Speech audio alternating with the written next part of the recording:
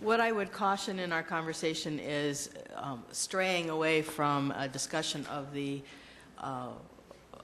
merits or the demerits of what Alan is proposing here versus what is in our ordinance.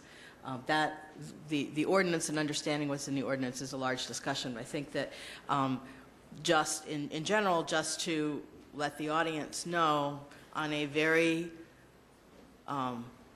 gross, I don't know if gross is the word I want to use, but in a very general way, that what all the TND ordinance actually does is permit mixed-use development. Before this ordinance was passed, Alan would not be able to propose this at all. The only thing that could go on that site would be townhouse development.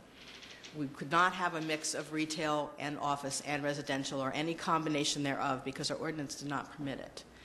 The second thing is that the ordinance is written in such a way that the building intensity on the properties, that is, how much space you have around the buildings versus how much space is actually devoted to built structures, is reflective of Newtown and its surroundings. So it is not going to create, the ordinance itself will not permit putting Lower Manhattan in the middle of Newtown. So we can have a discussion at another time where we can sit and talk about the details of the ordinance itself. I think more importantly at this point, we should try to focus our comments on what is being proposed here, and if we feel that the intensity is too great, we can say that, but I would caution everyone for straying into a discussion about what the ordinance permits or does not permit at this moment. Julia, yeah, that's why I said this second part of that question I think needs to be addressed by council. Yeah. And it's more to, I think it's more to provide clarity to the residents what the TND does or does not offer in terms of intensity and density. I know that this question has been swirling around among the community for the last few weeks, and I just want to make sure before we start straying down that path that we hold that discussion for another time and we just look at and make comment on what's being proposed to us tonight. Okay. Mike, did you wish to speak? Yes. Thank you for the presentation. I've sat through more than I can think of because I am liaison to the Planning Commission. Nevertheless, I wanted to share some comments. And I wanted to start with what to me is not maybe, but is the most important thing that is required at this point in time, looking at the application of our TND ordinance to the largest parcel in the borough, probably for a generation or more. And that is very simply vision. And I say that because, as Julia just alluded to and Gerard's talked about some detail, what we're required to do, I think, as a council, and frankly the people in the community, is to not just try, but accomplish reaching a certain level of looking at planning for the future that we have not experienced probably in our lifetimes. That's a hard thing to do. Vision is always difficult because seeing the future is difficult. But the second thing I think is equally difficult, and that is change. Gerard talked about Liberty Street, and for him, and I was glad he used as an example, it struck me, and correct me if I'm wrong, that it represents for you a prime example of Newtown in a physical sense. And to you, as an individual looking at an area to be developed, you look at those physical qualities and naturally apply them to another location in town because you see they have worked. And I think one of the casualties of change is that we tend to take the familiar and apply them. Why? Because they're familiar. Things that have worked for us, be they structurally or architecturally or culturally, we see to work. And therefore, we're more likely to apply them again to something which requires something new.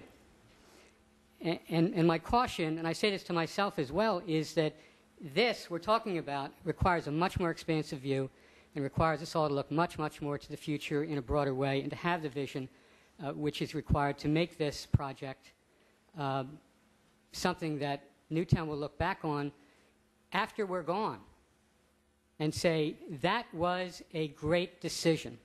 The community at that time, and yes, the council at that time, and the Planning Commission, anyone involved with this, really thought this through, really looked down the road, and came up with something which was unique, which had vision, and which worked. And that is a tall order to fill, but I think it's something we have to fill. So I take to heart the comments about Liberty Street and about what we all know to be the familiar qualities of the physical Newtown we all love and our reasons we live here. But I also say to you, there's some combination of that old combined with new, which is going to add up to the vision we need to look at this significant portion of the borough going forward in time. And as I say, I take that as a charge to myself, but I think, and I would suggest we do it to all of us. The next point is very simply, I also take a broader view looking at this. Maybe that's because I have more experience in municipal planning just because of the nature of my work, but let me say this to you. The analogy I use, and I've talked to some of you out there and some not here tonight, is roughly that of designing a car. And what you do is you get a big piece of paper out, or in these days of computers, and you say, what do I want it to look like? And you start to sketch it out and you round the corners and you try and find the lines of it so that the product is something that appeals visually to you, that seems to have a purpose and a function, which is what you want to have. What you don't do initially designing a car is to say, I want it to have a 350 horsepower motor or radial tires with a 17-inch width, or to get 20 miles per gallon or 50 miles per gallon. Why? Because that's not how you design a car. Now, granted, it's a simplistic analogy, but I think it works here. Because our TND has, at this early stage, just that in mind, visualize something, to put it down on paper. Granted, more complex. But, again, we're looking at something visually to imagine how it would look. So when I look at these plans, and I've looked at them over the past 2 years, I look at it with not just a single question, but maybe my most important question is, does it fit in? It's new, but does it have those elements of old and new which complement Newtown and seem to take that space and make it something for the future that we'll be proud of?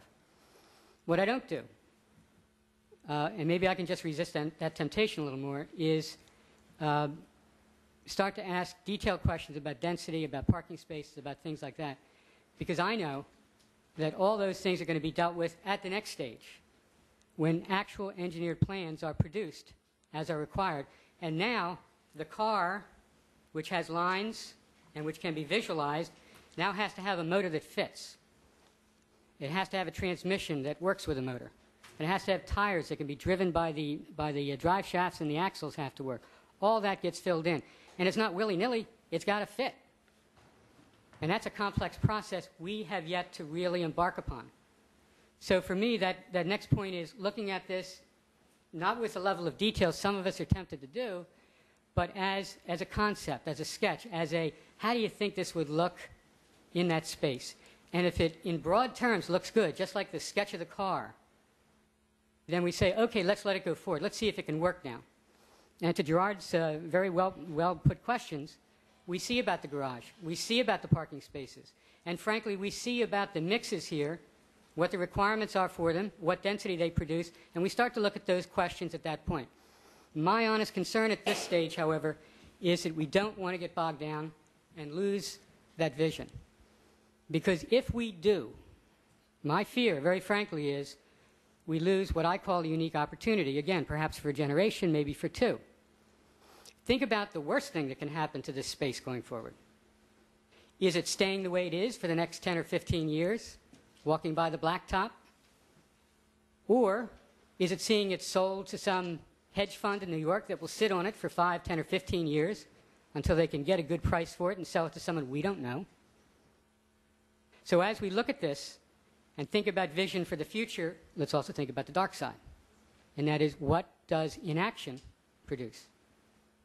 Because that dark side is something we as planners and as members of council have to think about. I think we're required to. Projects die every day. Projects go forward every day. But we have to find, as Gerard said, that balance. But we should never forget that dark side. And that brings me to maybe my final point, and that is that I made reference to the hedge fund selling off to a developer sometime in the future, or maybe a developer sooner than that. Someone we don't know. Someone who has the right to come in, skip this stage, bring in a preliminary plan and say, this fits your TND, I want approval. And we are duty-bound under state law to review it, to give our critique, to send it to the Planning Commission, to send it to the Bucks County Planning Commission, and to operate within certain limits to approve or disapprove that plan. I can almost guarantee the limits on that plan are going to be much more finite, much more narrow than what we have before us today. We do have, fortunately, someone who's presenting a plan who has a track record. That's unusual. Not only a track record, but he has actually built things in this town. There are examples we can look to say, can we trust the design elements? Can we trust this person's going to work with us? And I haven't been in this town as long as some here, but I'm told by those who have lived here a long time the answer is yes. And I stress that because, again, the dark side is having someone we can't work with. And then forget vision. Forget all the things we'd like to see go into it. We will operate within a very, very, very narrow confine of what we can say no to for the developer who comes in later. And as I say, this is not to throw cold water on things, but rather to just remind ourselves of the opportunity we have here going forward to work together, Planning Commission, Community Council, on finding something that will go into this space we'll be proud of. I am not going to get into a lot of the elements tonight myself. That's my choice. I've been to these meetings. I've expressed my views. I'll say this to you. What I see here in terms of the mix, in terms of the number of buildings, in terms of the high level of detail, even in architectural renderings, which are never seen at this stage, give me a comfort level to say to this developer, go ahead. Go forward. Work on this. Let's see what the engineering of the site produces, because it may be you lose a building or two. It may be everything up there in terms of assumptions tonight changes in major ways. I don't know. I want to get it beyond this stage to begin to see what really the nuts or bolts are. But I like the concept. I like the outline of the car on the paper. I like it. I think it fits in. Last point is very simply this. We as a town, we as a council, have a responsibility to look at development for the developers' rights, to honor them, to look at what's good for the community, but also, very frankly, to look at what's good for the business district. In the recent past, we have learned, somewhat painfully, and I think we're beginning to learn even more, that our business district is having a very difficult time. And I've said it prior meetings, and I'll say it again, something's got to be done. I've advocated spending more locally to keep our businesses going, keeping them well, because the alternative is frightening. The business district is the heart of the community in many ways. That's why it's a business district. It's a place we gather. It's a place we go to buy things. It's a place we stroll. So anything we can do to advance it is important, not only for today, for the people, some of whom are here tonight, who own businesses, but also for that next generation of business owners. Because that's part of what makes Newtown, Newtown. And to be personal, the value of Newtown to us as homeowners is impacted directly by the vitality and the vibrancy of our business district. I see this as providing that vitality, as providing hope for that vibrancy for the future. So again, in broad terms, I like the overall design of the car because I think we're ready to move forward. Let's leave that level of detail the next stage when the preliminary plans are put forward. When they can find out what they can actually build here, I like the concept. I like the sketch. Now I want to see them go to the next level. Thank you.